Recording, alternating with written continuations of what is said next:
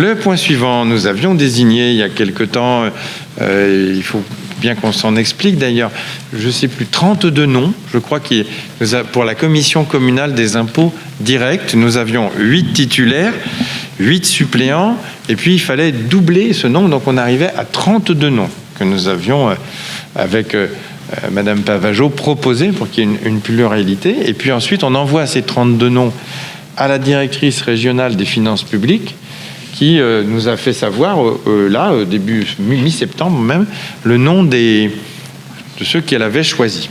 Donc nous avons écrit à ceux qui sont retenus pour faire partie de la commission communale des impôts, et nous avons aussi écrit à ceux qui n'étaient pas retenus par courtoisie, mais ce n'est pas notre choix, hein, c'est le choix de la directrice régionale des impôts. Et il existe une autre commission à l'échelle métropolitaine qui s'appelle la commission intercommunale des impôts directs, qui vise essentiellement à travailler sur les valeurs locatives des locaux professionnels. Donc c'est en lien avec les entreprises, pour donner son avis sur la définition des secteurs de tarifs homogènes ainsi que sur une grille tarifaire des catégories des locaux professionnels, les commerces, les bureaux. Tous les ans ou tous les 2 ans, elle peut être amenée à proposer à la commission départementale des valeurs locatives pour la mise en œuvre des coefficients de localisation afin de tenir compte de la situation particulière de certaines parcelles dans un secteur d'évaluation situé sur le territoire de la métropole. Et cette commission est également informée des modifications de la valeur locative apportée aux établissements industriels évalués selon la méthode comptable. Elle sera composée d'un président, de 10 commissaires titulaires et de 10 commissaires suppléants.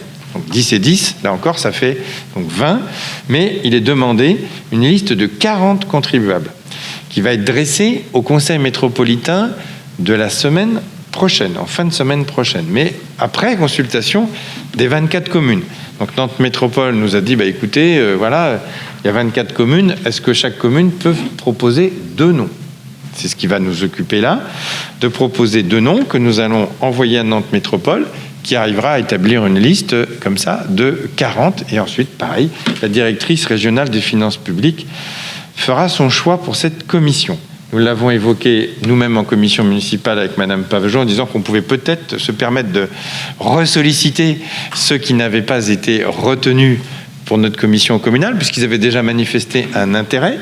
Donc en l'occurrence, j'ai eu Madame Catherine Kérard au téléphone, et elle a proposé que ce soit plutôt son mari, Monsieur Jean Kérard, qui est effectivement un entrepreneur. Donc autant chercher plutôt des chefs d'entreprise, enfin des gens qui sont dans le monde économique pour siéger dans cette commission. C'est quand même tout l'intérêt. Donc il vous est proposé Jean Kérard, et de notre côté, proposons Madame Élodie Olivier, qui travaille également dans le monde du commerce. Ce qui nous ferait 2 noms, puisque c'est les 2 choses qui nous sont demandées. Donc je vous propose donc Madame Élodie Olivier et Monsieur Jean Kérard à désigner, à faire remonter auprès de la métropole. D'ailleurs qu'on fasse ça, je pense, dès demain. Y a-t-il des interventions ? Oui, Madame Pavageau ? Non, on voulait juste avoir une confirmation, parce que tous les noms qu'on avait donnés, il y a plus de 80% en fait des noms que notre groupe avait donnés n'ont pas été acceptés. Alors juste, c'est pas vous qui décidez. Non. Mais par contre, est-ce que les noms que vous avez proposés sont quasiment tous acceptés ? Alors je pourrais vous faire... non, parce qu'on en a oui, au moins Madame Olivier, qui a été... Non, et en fait, Madame la directrice des finances publiques a retenu 8 titulaires et 8. Donc elle a retenu 16 noms. Je pourrais vous envoyer la liste des 16 noms, comme ça vous pourrez voir. Voilà, après, s'il y a quelqu'un qui peut vous donner comment elle fait son choix, je ne le sais absolument pas. Okay, non, nous avons bien transmis la délibération, bien évidemment, au mois de... Monsieur Alotto, vous pourriez me donner des chiffres, Monsieur Garot, parce que vous semblez avoir beaucoup de chance, si c'est pas vous qui décidez. Ah ben non, mais là, vous pouvez, je pense, là-dessus, Monsieur Épervier, me faire toute confiance. Nous transmettons une délibération, et moi je peux vous dire que sur ce genre de sujet, je ne vais certainement pas intervenir auprès de la directrice régionale des finances. Je ne sais pas comment elle fait son choix. Est-ce qu'elle fait ça je ne sais pas. Aucune idée de la façon dont les choses... Mais vous pouvez l'interroger. Le mieux, si vous avez besoin de plus d'informations, c'est d'aller aux sources et de lui demander comment elle procède, car je n'en ai aucune idée. Et là, ce sera la même chose. Je ne sais pas, parmi les 40 noms qui viendront de toutes les communes, comment se fera le choix. Et peut-être que nos 2 Bosséens seront dedans, ou peut-être pas du tout.